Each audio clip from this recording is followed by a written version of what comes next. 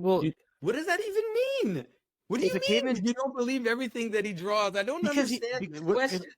a caveman can It draw. seems like the purpose of your life is to ascertain the factuality of things, which I guarantee you that is not the purpose Oh, of your life. Like, I guarantee you that the purpose of your life is not to ascertain the factuality of everything you encounter. here's what I'm trying to say. You and I, John, not I don't have to ask this question. I know that neither of us believe that everything a caveman drew necessarily happened in the physical reality, and you and I both believe that there is still importance to what he drew. Like there is still a fun truth to it. If he drew a buffalo flying, that says something true about what he was thinking and feeling and experiencing in the world. So there's truth to that, but it doesn't mean that there actually was a buffalo that did fly. And I think that distinction is important. Just rhetorically, I think it's important. Why is it so funny? I just think that it's like, I think, how can I say this? And so, okay. So I think you and I live in two different worlds, like completely different world. It's pretty simple. If someone draws a buffalo flying, Yeah. my first question is why? That's my question. Right. Is I'd like to ascertain why he did that, what it means, why he cared enough about a buffalo flying to draw a buffalo flying. Yeah. John Pageau, thank you so much for joining me today. It's great to meet you. John Pageau, for those who don't know, is a French-Canadian icon carver, public speaker, and YouTuber. John, you explore symbolic patterns that underlie our experience of the world, and you look into ways that those patterns emerge and come together, whether that's manifesting in religion, art, and popular culture. John, you're the editor of the Orthodox Arts Journal, and you host the Symbolic World blog and podcast, which is becoming a really, really popular show on YouTube. Did I miss anything there? No, that's pretty good. I mean, hard to characterize because I do have all these different aspects of me, but that sounds pretty good. Can I ask you a question? Do you believe in Christianity? Like, you consider yourself a Christian. Is it that you see the value in Christianity, the symbolism, the culture, the religion?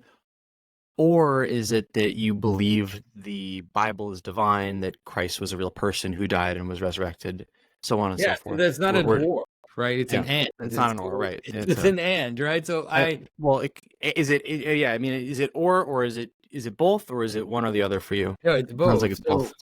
It's both. It's both for an important reason. It's both because one of the problems that we've seen in the modern age is that they say something like, that the structure that comes in stories, like it's an interesting thing, it's an interesting fiction, and so they want to project it out of the world. But my contention is that symbolism happens.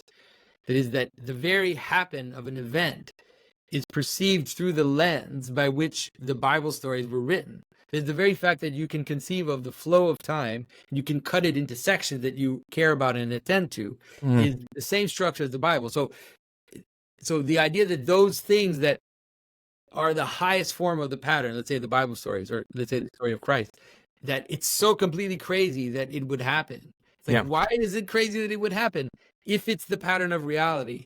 And even though it has aspects to it which look at the outset to be miraculous, they nonetheless point to the very structure of being. And so that's why, for me, it has to fit all together, especially in the case of the story of Jesus, which is that's the way we understand it. It's like the way that C.S. Lewis talks about it. He says that, the story of Jesus is the myth come true. That is, it's the mythological structure that actually fully embeds itself in the world of experience. And that's why it looks the way that it does. We don't have to go into this, but I can't help myself but ask you about religion and what's behind your religious belief. Can we go there?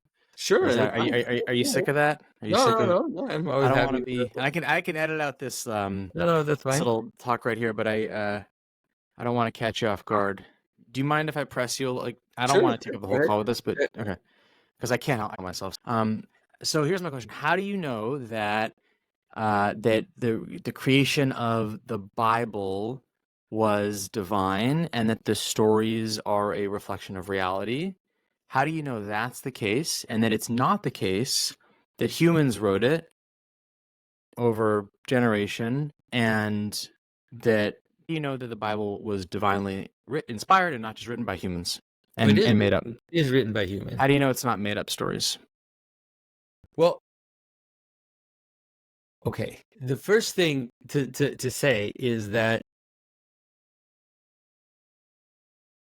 You're sick. You're probably what do sick you of mean? No, being. what do you mean? Like, I'm not sure what you totally mean by made up stories. What So I mean, what I mean is that let me yeah. say it clearly. What I mean is that there is a manner to which we care about made up stories to a Mhm. certain level. But that level has a limit. There's a limit to the extent to which we care about made up stories. Mhm. We tend to care about stories that consolidate our identity, that Yeah. consolidate our place in the world. Those stories are not made up. They are transmitted.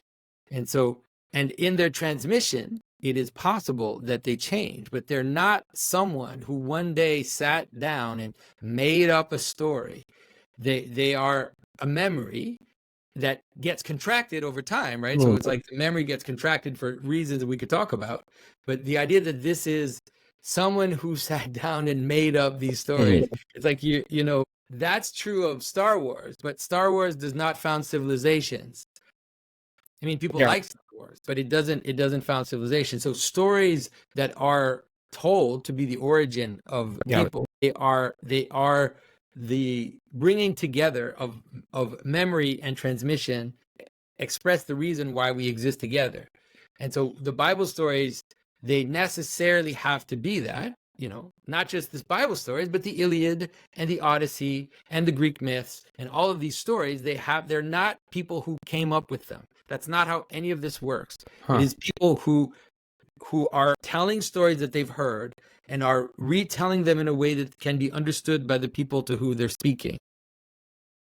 Does that make sense? Like, so both in an oral culture, that's true, but it's the same thing that happens when you inscribe them in a text.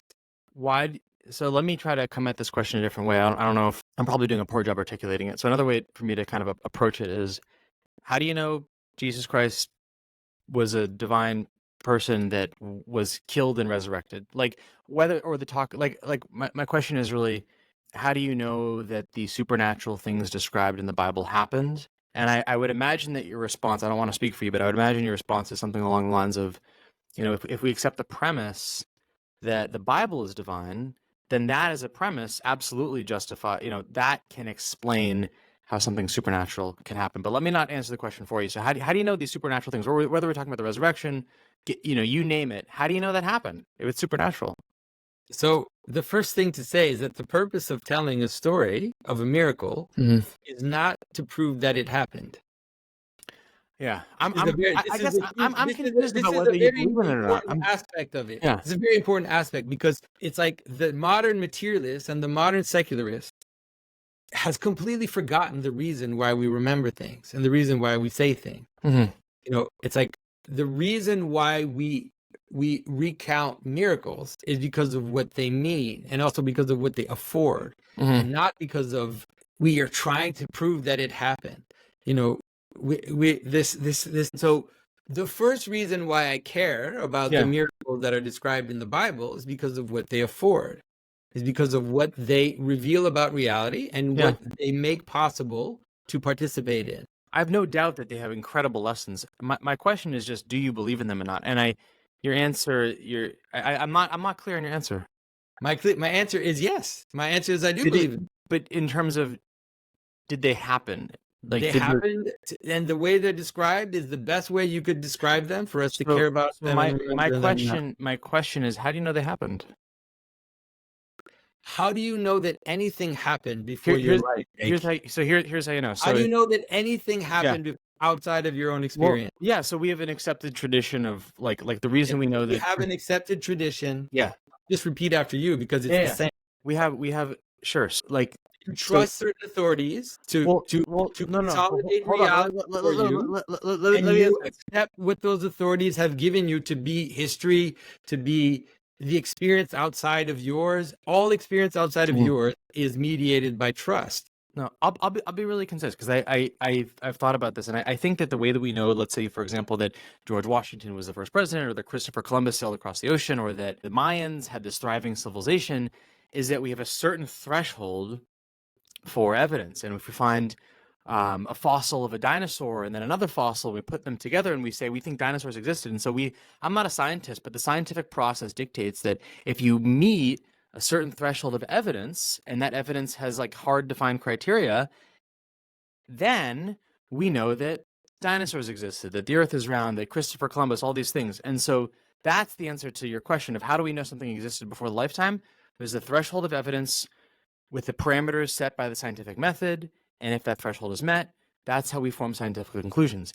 And if you say to me, hey, I think 500 years ago, human beings had wings and could fly, I would say, show me the evidence. And if and maybe you could show me evidence, like maybe there's some drawing somewhere, but unless that evidence met the threshold prescribed by the scientific method, I would say it falls short. I don't buy it. I don't believe you that people could fly. Do you believe that there is? I'm not sure how to answer your question. Yeah. Do you believe that the way we ascertain truth about the paths it has to do with a certain threshold of evidence? No, I think that's No? bullshit. I think it's Really? nonsense. Do you think so? It's actually not how you ascertain truth, both either in your life and because, okay, how about this? Let me push you this way. Yeah. So how do you know that the people who are presenting that evidence to you aren't lying, Jake? So Have you seen the evidence yourself? Let me ask you that. Have you seen sure. the evidence yourself? Did you hold the archaeological piece in your hand? Did you read the ancient No, manuscript? but I could, You but trust them, right? You but I trust could. them? Well, You, yeah, you yeah, trust them. yeah. Well, that's the answer, man. The answer Okay. is trust. That's how it works. Yeah. It actually is held in trust. And so we have witnesses of things happening in the first century, witnesses that we trust, that I trust, and I trust those witnesses, and therefore I believe that it happened.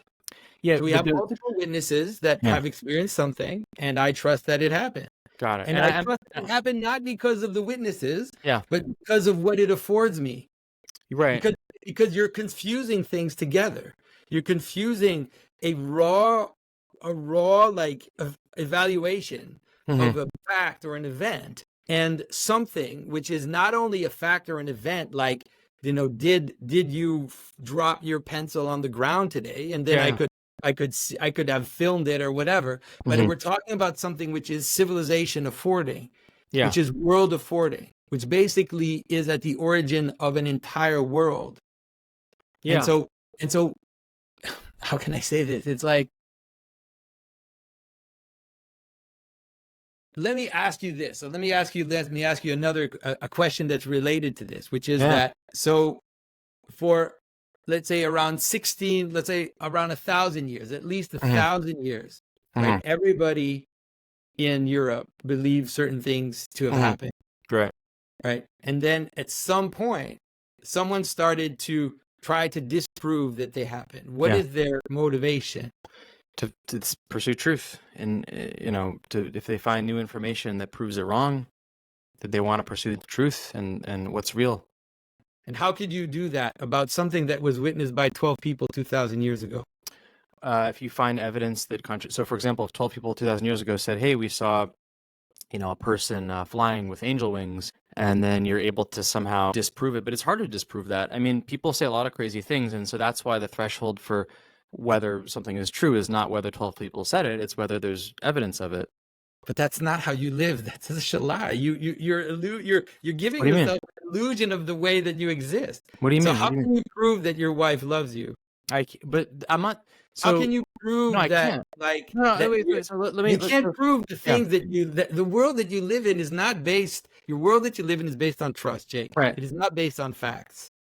The facts are not accessible to you. Scientific reality and history, I think, is based on facts. The way my wife. Scientific reality is not the gospel story, and it's not the Bible. The Bible is not a scientific document. It doesn't try to be, doesn't pretend to be. All the ancient stories do not pretend to be scientific documents. They're not forensic descriptions of events, and they also don't have to be, because that's not the point.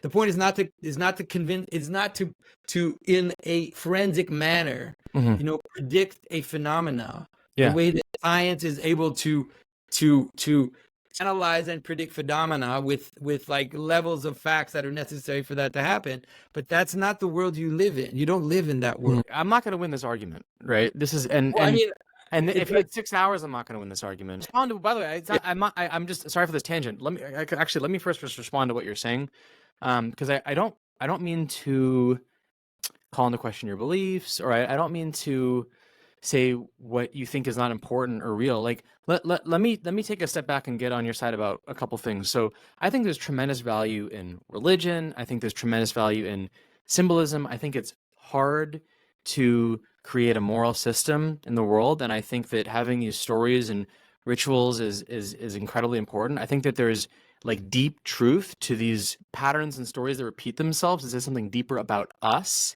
And for those reasons, I think that holding, whether it's Christianity or Judaism or Islam or a religion close to your heart and living in accordance with those principles is so valuable. That being said, let me respond to your question specifically. There's no scientific way to prove that my wife loves me. Maybe she doesn't, right? And I'm not saying that I can prove that. And you're right, day to day, I don't make decisions, like I don't go through a scientific process to see like, should I wear a raincoat? Is it definitely going to rain today? Like, no, we make decisions based off trust, and that's how we live our lives. Now, the reason we know that Mars is a planet next to the Earth, we don't go based on trust, we go based on a scientific process. The reason we know that George Washington was the first president, same thing. The reason I don't think that the stories of the Bible actually happened is for those same reasons. I don't think that we should use trust to ascertain reality in terms of history or scientific reality. I think with my wife loving me, I'm with you that I'm not going to try to prove that. But the difficulty you have is that the more you recede into the past, then it means that the more that you recede into the past, the less forensic descriptions will look necessarily. The way that descriptions of things that happened a very long time ago that we're capable of remembering today will necessarily look different because of the capacity we have to care and to remember and to attend. Because Pulp Fiction will be irrelevant to people in 100 years because they won't understand any of the references. They won't know maybe they won't even know what a gun is. They won't know they won't know anything about the details of what happens in Pulp Fiction because all their references will vanish. So if you want a story to be told in a manner that people remember and care, you have to tell it in a way that looks like a myth, not like forensic history. Forensic history is irrelevant over a long period of time. So what you're going to have to do is you're basically going to have to discount all things that are told for a certain period of time.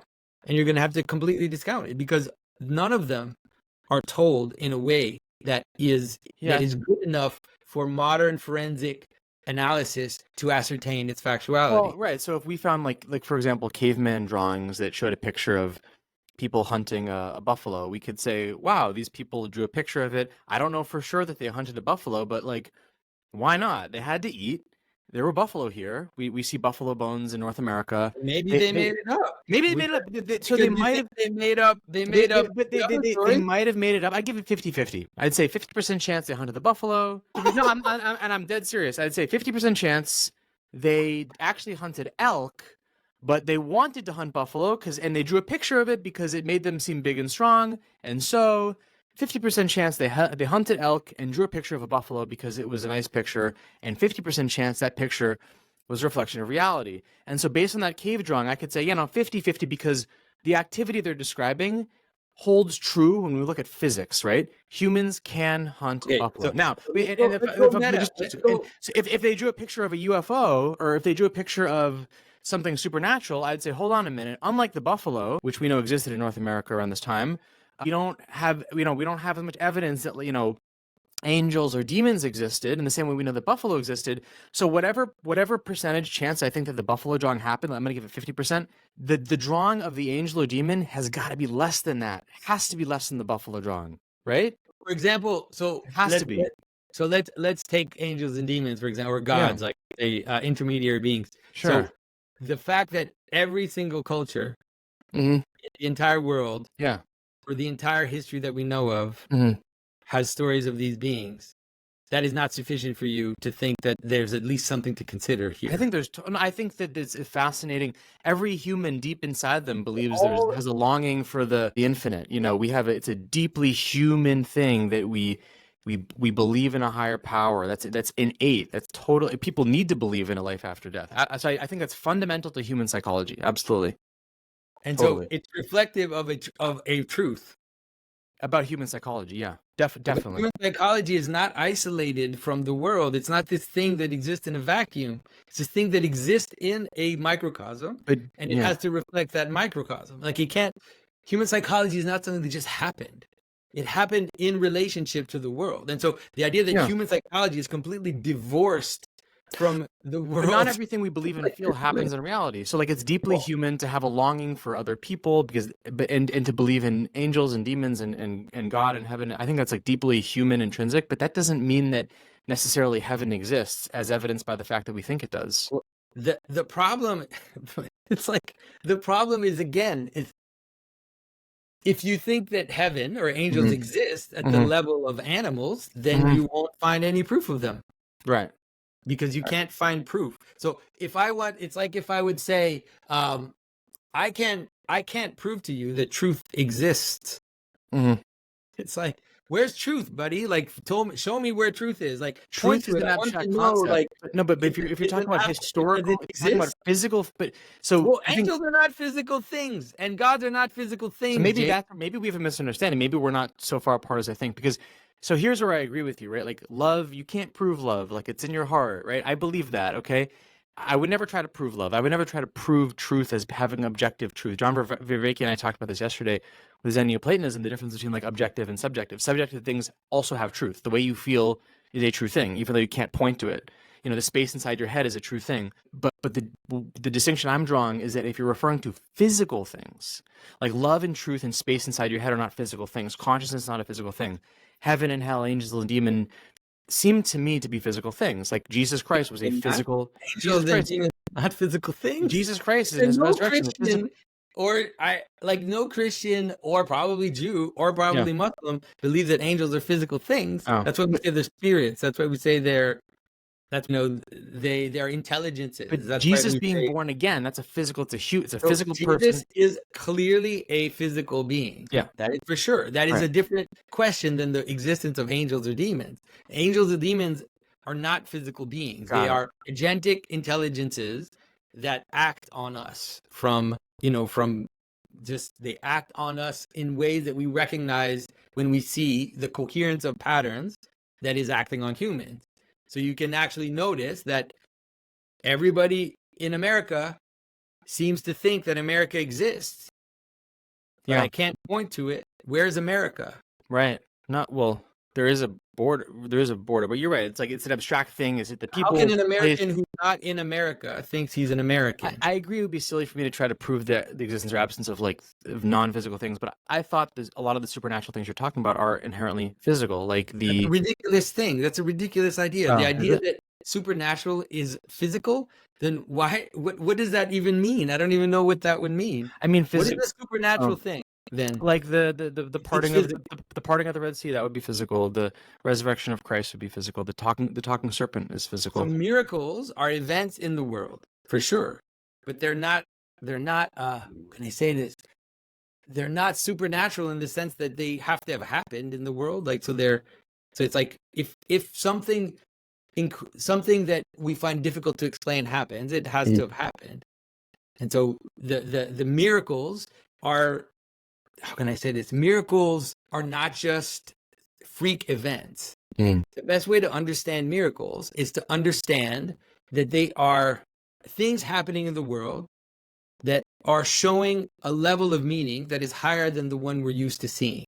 And so it's you can use the analogy of strong emergence to understand what a miracle is that the constituent elements of the being do not account for the higher manifestation. Right. So it's like there's nothing in hydrogen and oxygen that accounts for the qualities of water.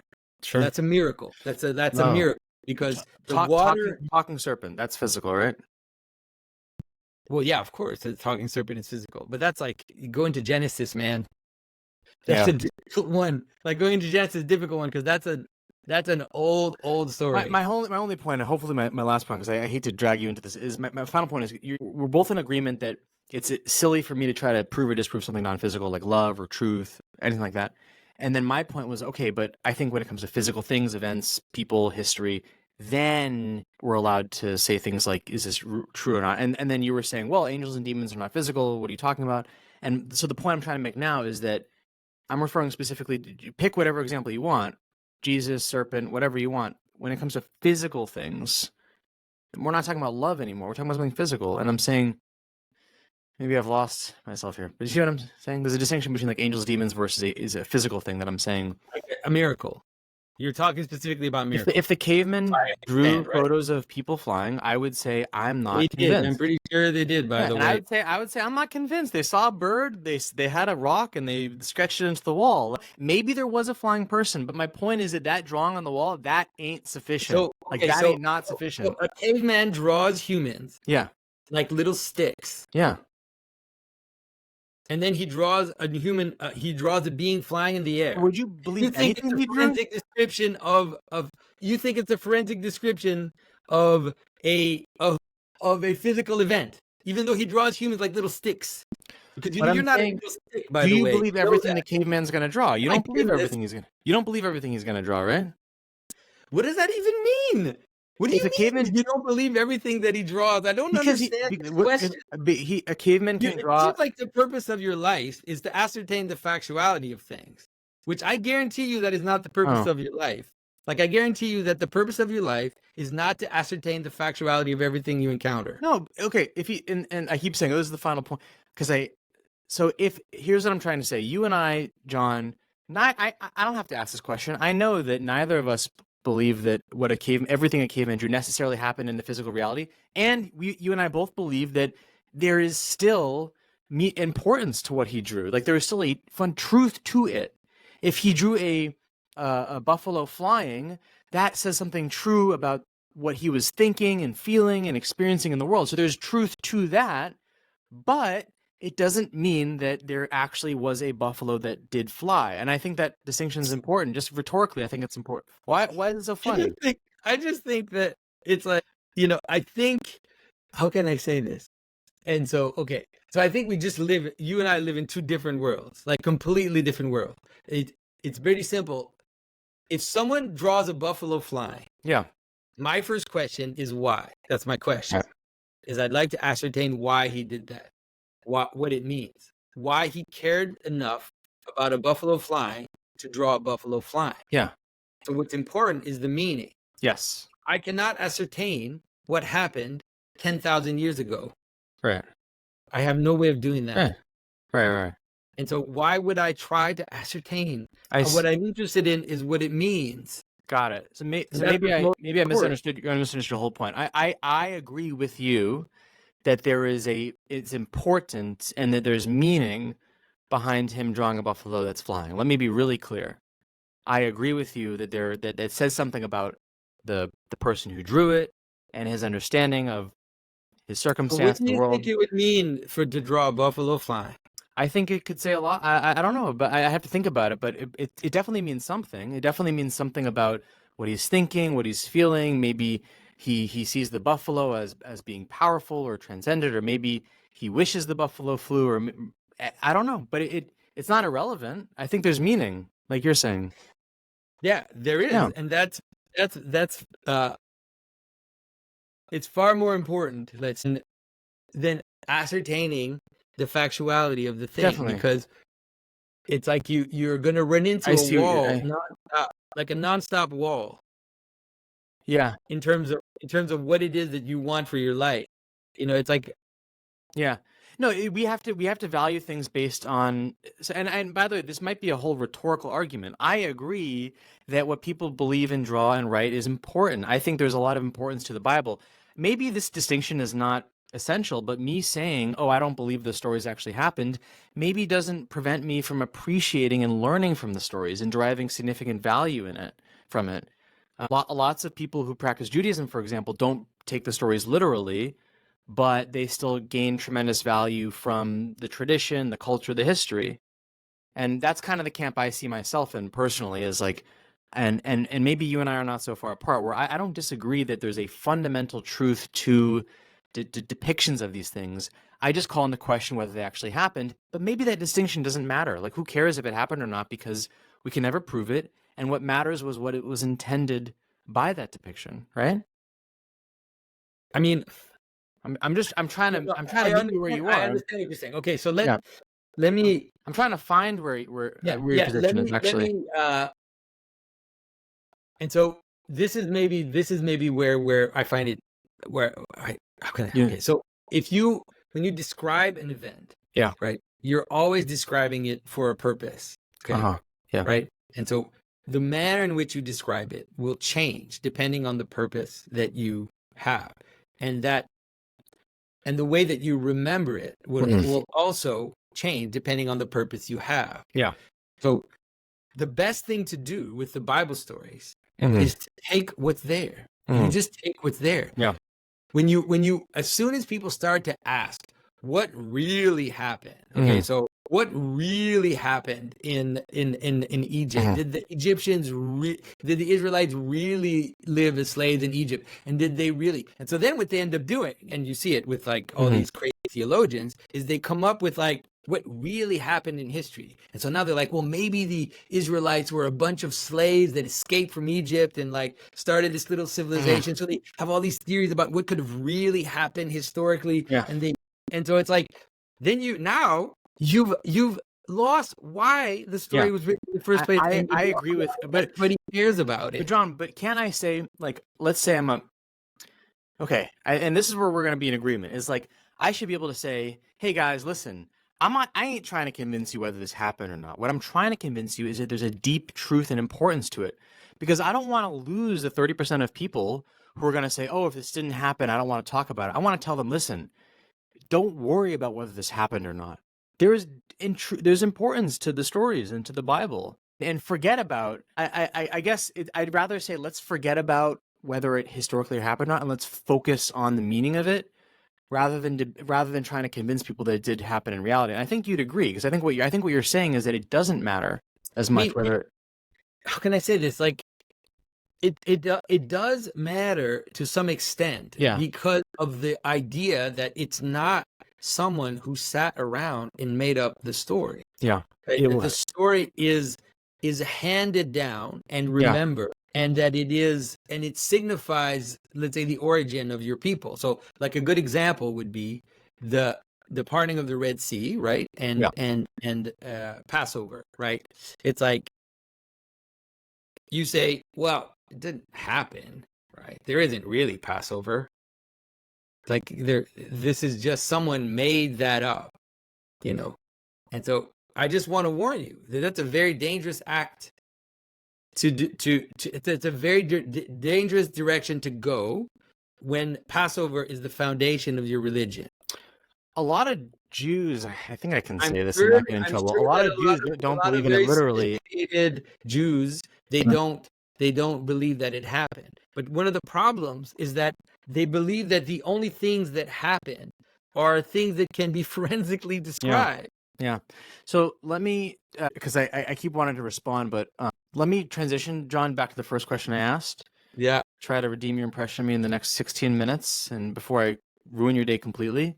And I'll also provide a quick disclaimer about why I feel the way I do, just for some context. As I mentioned, between me and my sister's dad, I became religious, and I left that experience with a lot of resentment, to be honest. I felt that I was a vulnerable person who was trying to be convinced of this. And so and now I'm married to a Christian woman, and if I believe in Judaism, then I'm either going to go to hell or I'm going to not. So I'm personally biased. I have a personal motivation to not try to figure this stuff out. To not believe in it. So that's just, we don't have to I don't need to make you my therapist, but I just want you to know where this comes from. It's not a disrespect to you. It's an eagerness to want to be a secular person, I think. But what? You're trying to be. So one of the, I agree. And I mean, I find problematic when people use scientific type descriptions. Like I flee archaeological arguments, all this stuff. I flee it like the plague, because science, by the way, it's interesting because science is the very opposite of certainty. Science is not certainty. Science is, every scientific discovery has an expiration date on it. You don't know what the expiration date is, but that expiration date is there. And all scientific discoveries and archaeological discoveries and all these things, they're all there Yeah. temporarily until something else comes up. Yeah. And that is not the type of foundation that you base your life on. You Yeah. don't base your life on those types of proofs, Right. because you basically you live in uncertainty. When you live in trust, and that is the way to kind of move. And so Yeah. the idea, for example, right? So let's take what happens in scripture. The question, I would think, to help you get through this is to rather not ask yourself, but to understand that there are many ways for things to happen. And there are many ways for things to be told and remembered. And those are not all the same. Yeah. And so if I retell a story in a poem, Mm-hmm. it doesn't mean that the people were rhyming when it happened, but it can still be the testimony to an event for a reason. And the reason is to help you see the meaning in that event. Yeah. And so you can expand that quite a bit and then be able to understand that, let's say, the events that mythology and religion describe, they are events that happen, but they just happened in a different way. They just did not happen in a way that can be completely quantified and qualified. That makes sense. That makes sense. I want to talk more about that. The first question I asked was, so one thing that's special about you, Jonathan, is that you have this unique ability to not just see patterns, but understand them. Not just understand them, but understand their global significance and how patterns exist through time and what we can glean from them. And so the first, and really the only question I asked before I dove us into this debate was, why are symbols important? And you were explaining how multiplicity transitions into unity through purpose and pattern. What do you mean by that? What does that mean, multiplicity, and what does that mean, unity? Can you explain that a bit? Well, so this is okay, so this is a million things. Yeah. Like millions and millions of things. But it's also one thing, which is a cup. Right? And the reason why I see it as a cup is because I can see its purpose. Mm-hmm. And that purpose unites the multiplicity into one and makes me care about it. Yeah. Care about the unity of the multiplicity. And that's true, obviously, at a basic level like this, but it's also true at higher levels, which is the ones that are harder to see, which are, for example, like how a family is one thing, how a city is one thing, how a nation is one thing, how a team is one thing, a company. All of these things unite multiplicity into unity through purpose. Yeah. Got it. And that's so we're another question I have is, you've done a lot of talks, you've created a lot of videos. What do you think is one idea of yours that people still don't grasp? One of the things that people still don't grasp, in the end, it is this question, which you could call vertical integration, or you could call, this fractal notion of unity and multiplicity, and its relation to purpose, and how it leads into the notion of, like, the idea that intelligence is a mode of constraint on lower beings. And that people tend to see that true, all the way up to humans. But as soon as you jump up from there, then people, they stop. It's like as if it's not possible, right? It's like, it is possible for me through intelligence to constrain reality below me, but it's difficult for people to understand how intelligence constrains them. And that's why they struggle to make the jump into the idea of higher forms of intelligence, right? Can you help me understand that? How, when you say intelligence can constrain you, whether it's below or above, can you help me understand that? So let's try to explain it as simply as possible. So you could use the word intelligence. It's difficult because the word intelligence today has kind of lost a little bit of the meaning that it had in the ancient world, but you could use the idea of purpose. I like the idea of purpose is a better one, right? So intelligible purpose maybe is a good way to think about it, right? The ancients talk about logos, right? Or so reason, purpose, eligibility, all of that goes together, right? And so that is the only way that you can constrain multiplicity towards one, right? Especially in living systems. Like it's harder to see at lower levels, but as soon as you have things that are autopoietic, that is, that kind of have a form of self-preservation, you could say, then that's how it functions. And so a good example would be, what's the difference between a crowd of strangers and a group? And the answer is always purpose. It's always common purpose, common attention, right? And so there's something which is pulling us into unity, and that is what makes us one. And that unity has to be related to intelligence and constrains the group, right? It constrains it into unity. And so, right, that's how teams function, that's how companies function. So no matter how you think. So it's like, why are we a company? Because we're making robots. That's the unitive thing that brings us together towards purpose and makes us see each other as being part of one thing instead of just being strangers that don't interact with each other. Does that make sense? It makes perfect sense. Wow. Thank you. And you were, I think, the first icon carver I've ever met. How did you become an icon carver? How did that journey start, and what inspired you? Yeah, so it has to do with, I mean, in some ways it has to do with the whole question that I asked myself. And so, the idea that I'm an icon carver, I find it, at this point, it's become a little funny because I actually don't carve icons anymore. But, it's funny how that became to be like the identity that sticks to me. I think I should just embrace it. But in some ways, what it has to do is to understand that the things that I do have to be connected vertically. And so if I was going to make art, it had to be embedded into higher forms of meaning and higher forms of participation. So the great thing about making art for churches in a religious context is that you're making an object that is aimed towards the highest possible goal, and that is also given to participate within a community. And so it has a language that the community recognizes, and then that language is leading you up to a higher good. And so that's how I see the world. And I want that to not just be something that I think about, but something that I actually do. And so the icon carving is part of it. But I would say pretty much all the things that I do, hopefully, are manifesting that vision of reality, at the different level. So it's different from, the idea that artists express themselves and that artists make art for art's sake. Like, to me, that's a form of modern breakdown, you could say, right? It seems to participate in a kind of fragmentation, whereas all the traditional arts, they were rather seen as, so the word art means well fitted together, right?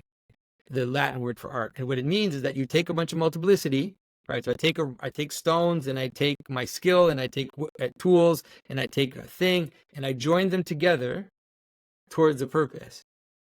And that's what art is. And that's why art and techne are actually, technology are actually, in the ancient world, they were the same thing, because it's like, I'm gathering things together towards a purpose. And in my case, it's towards worship of God, which I think is the highest possible goal, or the highest possible good. And people, I think, in this increasing polarization in our society, can probably benefit from understanding this sort of symbolism and archetypes. Do you think that an understanding and an appreciation of symbolism and archetypes can help us bridge ideological divides? Definitely. Well, also because, so for example, again, like multiplicity and unity, let's say you have something that's multiple and it moves towards unity, but it also has to move towards multiplicity. You have to have a kind of breathing in and breathing out for beings to exist. So for a being to exist, you need it to be aligned with its identity, but you also need it to be flexible enough to allow flexibility, like to have some flexibility in its instantiation, right? So, so it's like a cup has a single identity, but that identity has to be flexible enough to account for the fact that all cups are different, right? And so if you want to understand that, it's like that is the right and the left in politics. And so you have in politics a desire to manifest unity and a desire to manifest identity and a desire to like bring everybody together towards a single purpose. And that has great aspects to it, but it also has dangers to it. And then you have an aspect which wants to show variability and to feature difference and to feature how we're not the same, how we're different, how we have to also be free to some extent from the authority that is holding us together. And so what happens is if we can't understand the need for both, right, that there is always a need for unity and variation, that what happens is you have this fight. And so you have people saying open borders and then someone saying no, put a wall, right? It's like this and so there's someone saying, you know, what is it that Justin Trudeau says? He says, diversity is our strength. And then you have someone who says, America first, right?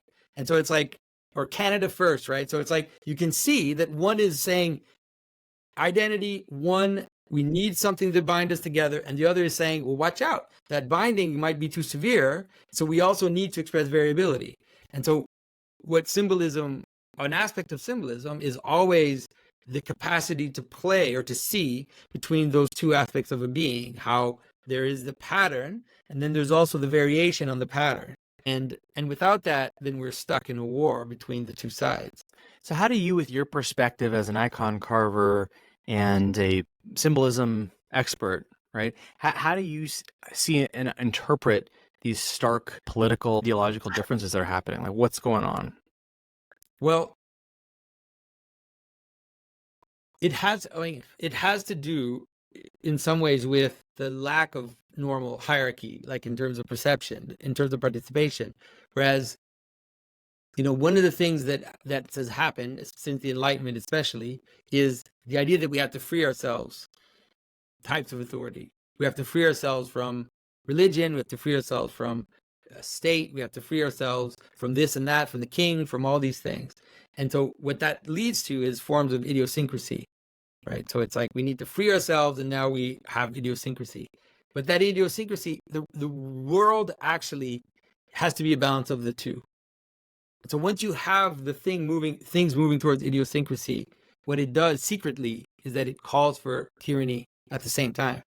So it's like, think about it. It's basically like saying, if I start to rebel against the police, Mm-hmm. then what happens? Then the police become stricter, right? And so as things move into fragmentation, then the authority and the power and the unity imposes itself more strongly.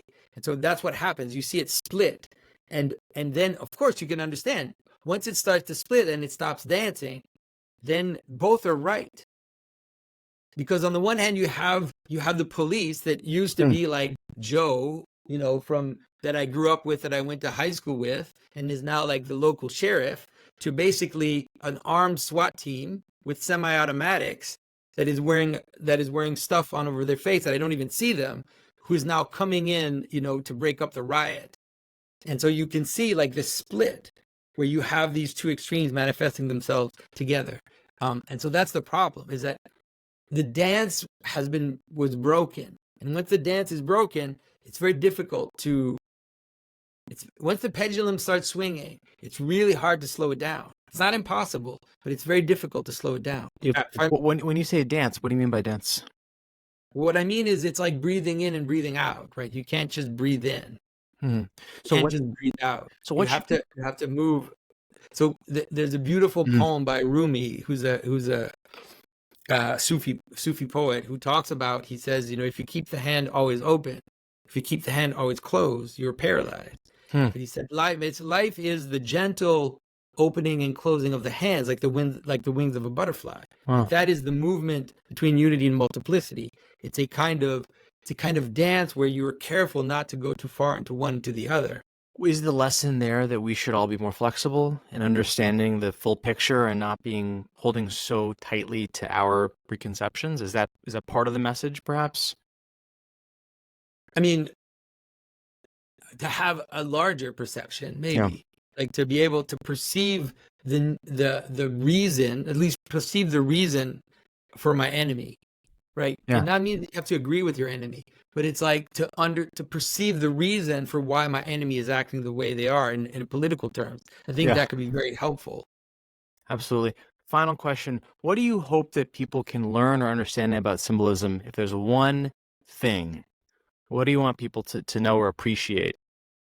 Well, I mean, I would say I hope that people who feel like their lives are meaningless and that they're wandering and that they don't have direction can acquire some insight into how, in fact, the world lays itself out with meaning and purpose and beauty, and that it can give them a direction and hope.